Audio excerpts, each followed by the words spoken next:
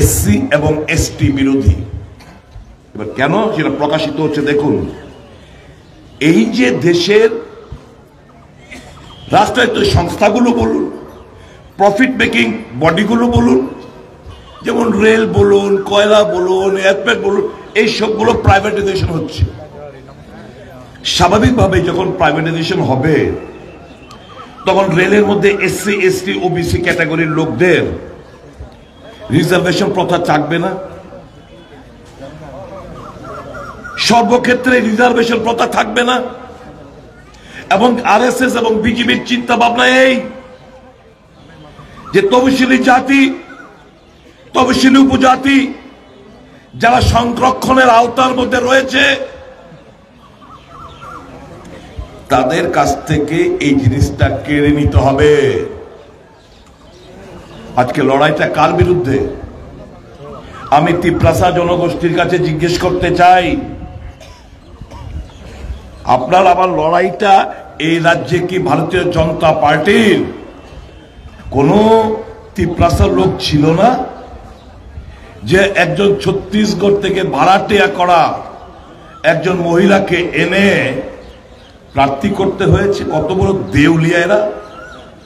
এখন খবরের কাগজে কালকে দেখেছেন তো, এখন আসল রহস্যটা আমরা বুঝতে পারছি যে আনারসের মধ্যে পদ্মফুল কিভাবে হয়।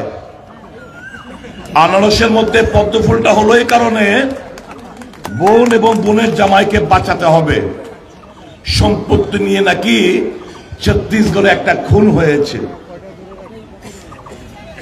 যে খুন হয়েছে তার স্ত্রী কেস করেছেন হাইকোর্টে, বলছে এই যে যিনি প্রার্থী হলেন তার স্বামীর তদন্ত নাকি পুলিশ সঠিকভাবে করেনি। কাজেই এরা দুজন সিবিআই নেক নজরে রয়েছে। এখন যিনি বলতেন থানসা, যিনি বলতেন পয়লা জাতি উল্লা পার্টি, যিনি বলতেন ওয়ান লাস্ট ফাইট, যিনি বলতেন নো কম্প্রোমাইজ, যিনি বলতেন গ্রেটার ত্রিপুরাল্যান্ড, যিনি বলতেন কনস্টিটিউশনাল সলিউশন, কি দেখা গেল আলটিমেটলি? যে বোন বোনের জামাইকে বাঁচাতে গিয়ে আমার তিপ্রাসা যা খুশি তা করবে। আমি জানি চিনি না, আমি তিপ্রাসা জানি না, আমার থানসার দরকার নাই, আমার লাস্ট ফাইটের দরকার নাই, আমার গ্রেটার ত্রিপুরাল্যান্ডের দরকার নাই, কনস্টিটিউশনাল সলিউশনের দরকার নাই। আমার বোন জামাইরে বাঁচাইতে হইব। সব ভুলে গেছে গা আপনাদেরকে, সব ভুলে গেছে গা, আপনার সব ভুলে গেছে গা। এদেরকে ভোট দেবেন, এদেরকে ভোট দেবেন আপনারা। আপনাদের সরলতা তিপ্রাসা, আপনাদের সরলতা, এটাকে সুযোগ করে নানাভাবে সেন্টিমেন্টাল ইস্যু দিয়ে সিপিএম বলুন, কংগ্রেস বলুন, ইন্ডিয়া জোট বলুন, আমাদের কাছে ধর্ম, বর্ণ, জাত, পাত ঊর্ধ্বে আমাদের দেশ আগে। আমরা ধর্মের নামে বিভাজন করতে জানি না, আমরা পাহাড়ি বাঙালি বিভাজন করতে শিখিনি, দরকার নেই, আমাদের তো প্রয়োজনীয়তা নেই। যিনি এই সমস্ত উগ্র স্লোগান দিলেন, এটা আমার বক্তব্য না, ওই বিজেপির যে মিসকল বাবা সুনীল দেওধর, উনি বলছেন ये बंगाली और पहाड़ी के बीच में एक अविश्वास का दीवार तैयार करने का काम करे प्रद्युत किशोर देव बर्मा। अविश्वासेर একটা প্রাচীর তৈরি করতে চায় প্রদ্যুৎ কিশোর দেব বর্মা। আমরা তো, আমি বাঙালি, আমার কাছে বাঙালি তিপ্রাসা এক।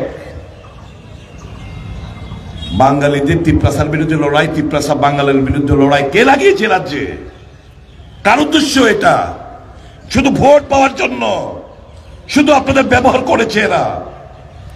এদের মুখোশ খুলে পড়েছে, জামানত বাজেয়াপ্ত করতে হবে। তিপ্রাসা বন্ধুরা, এদেরকে জামানত বাজেয়াপ্ত করতে হবে। এই নির্বাচনে, দেশের নির্বাচনে আমাদের মনে কোনো সন্দেহ নেই, ইন্ডিয়া জোট দিল্লির মসজিদে এবারকার নির্বাচনে জয়লাভ করতে যাচ্ছে, কোনো সন্দেহ রাখবেন না। বুক চিতে লড়াই করুন কমরেড, বুক চিতে লড়াই করুন কংগ্রেসী ভাই বন্ধুরা। ভয় পাওয়ার কিছু নেই। গণতন্ত্রকে আমাদের আগলে রাখতে হবে, আমার সংবিধানকে বাঁচাতে হবে। মানুষদের জন্য লড়াই করেছি, করছি আমরা। আমাদের শেষ শ্বাস অবধি আমরা শপথ নিয়েছি যে জনগণের স্বার্থে লড়াই করে যাব, কিছু চাই না বিনিময়, মানুষের মুখে হাসি দেখতে চাই। এই উদ্দেশ্য নিয়েই আমরা নফরত কে বাজার মে মোহব্বত কা যে দোকান, যে রাহুল গান্ধীর যে স্লোগান, এই যে ঘৃণার পরিবেশ সারা ভারতবর্ষ জুড়ে বিজেপি ছিটিয়েছে, ছড়িয়েছে, সেটাকে আমরা অতিক্রম করব। কিসে দিয়ে? ভালোবাসার বিনিময়ে। কাজে नफरत के बाजार में मोहब्बत का दुकान खोलने का काम हम इंडिया का जो पार्टनर है, हम लोग सब मिलके हम लोग ये सुनिश्चित करेंगे। ये हमारा लक्ष्य है।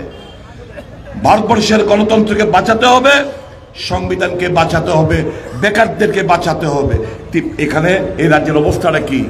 পানীয় জল, জল জীবন মিশন বলে পানীয় জলের জন্য আমি এখন আসতে দেখলাম আমার আদিবাসী মায়েরা বোনেরা অনেক অনেক দূর থেকে কলসি করে মাথার মধ্যে বয়ে বয়ে আনতে হচ্ছে। কোথায় জল জীবন মিশন? স্বাস্থ্য বিপ্লব আজকে ভেঙ্গে চুরমার। গ্রামীণ হাসপাতালে কোনো চিকিৎসা নেই, প্রাইমারি হেলথ সেন্টারে কোনো চিকিৎসা নেই, সাব ডিভিশন হাসপাতালে কোনো চিকিৎসা নেই, প্রধান রেফারেল হাসপাতালে কোনো চিকিৎসা নেই। মানুষ মুরগির মতো বিনা চিকিৎসায় মারা যাচ্ছে বর্তমানে রাজ্যে। এদেরকে ভোট দেবেন লুটে ফুটে খাওয়ার জন্য? কি হচ্ছে? না খাউঙ্গা না কিসি কো খানে দুঙ্গা। দেখলাম কি কোভিডের সময়, জাস্ট একটা এক্সাম্পল দিয়ে দেই, ইনজেকশন নিছেন না আপনারা? করোনার সময় নিছিলেন না? আমি তো ডাবল ডোজ দিছি। অনেক দেহে কিতা আমরা হুদ্দা কিছু ইনজেকশন দেওয়ায়া মাল কে কামাইলো? এই কোম্পানিগুলো থেকে মাল কে খাইলো? উত্তর দেন সবাই। আমাদের গায়ে ভেজাল ওষুধ খাওয়ায় ইনজেকশন দিয়া টাকা কোন পার্টি রোজগার করছে? সর্বক্ষেত্রে আমরা আগে শুনতাম, ইতিহাসে পড়েছি, নেতাজি সুভাষচন্দ্র কি বলছিলেন? মেরে কো খুন দো मैं तुमको आजादी दिलवाऊंगा, আমাকে রক্ত দাও আমি তোমাকে স্বাধীনতা দেব। নেতাজি বলেননি? আর এই বিজেপির নেতা কি কয়? मुझे चंदा दो मैं तुमको धंधा दूंगा, मुझे चंदा दो मैं तुमको धंधा दूंगा, और अगर चंदा नहीं देते हो तो ईडी सीबीआई और इनकम टैक्स का फंदा में झुलाऊंगा। এই তো নরেন্দ্র মোদী যে বলেছিল না খাউঙ্গা না কিসি কো খানে দুঙ্গা। ওই যে আস্তে আস্তে স্লোগান শুনছিলাম, প্রথম দিক দিয়ে এক বন্ধু বলছিলেন আর নাই দরকার চুপ টাকাইতে সরকার। একদম কারেক্ট। সব চোর এবং ডাকাত, এবং চোরও না, এরা ডাকাত, নির্লজ্জতার সাথে এরা ডাকাতি করে যাচ্ছে আমার আপনার সাথে। এই দেশের সম্পদ লুটে নিচ্ছে। এদেরকে ভোট দেবেন না, ভুলেও না, ভুলেও না।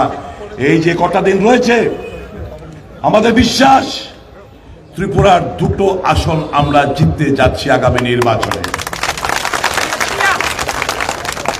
ব্যাপক ব্যবধানে। রাজন্য রিয়াং সাহেবকে জেতান। থানসা আমি ঠিক আছে, তিপ্রাসা মানে তিপ্রাসাই, তারপরেও তো আমি জিজ্ঞেস করতে পারি না এখানে মন্ত্রিসভার মধ্যে যে যারা যারা মন্ত্রী হয়েছে তিপ্রাসার মধ্যে থেকে এটা হিসাব করেছে কারা কারা মন্ত্রী হয়েছে। এডিসির মধ্যে যে হয়েছে 19টা তো সাবট্রাইব, কটা সাবট্রাইব বাদ আছে আর কটা সাবট্রাইব বাদ গেছে এটা হিসাব করেন তো আপনারা যারা তিপ্রাসা। কাজেই এদেরকে ভোট না। যারা বাঙালিদের সাথে তিপ্রাসার একটা লড়াই লড়তে চায়, লাগাতে চায়, তাদেরকে ভোট দেবেন না।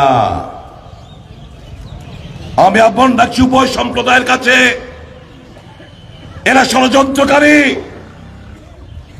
এদেরকে জেতানো মানে আগামী দিন এই রাজ্যে আবার নতুন করে দাঙ্গা বাঁধানোর চক্রান্ত হতে পারে। বন্ধুরা, alert, be very very alert. ভুলেও এদেরকে ভোট দেবেন না। এবং আমি এখানকে যারাই আমার সিপিএম কংগ্রেস কর্মীরা রয়েছেন, নেতারা রয়েছেন, তাদের কাছে বলবো, বাড়ি বাড়ি যান, 100% ভোট ট্রান্সফার করতে হবে রাজেন্দ্র রিয়াং এর পক্ষে।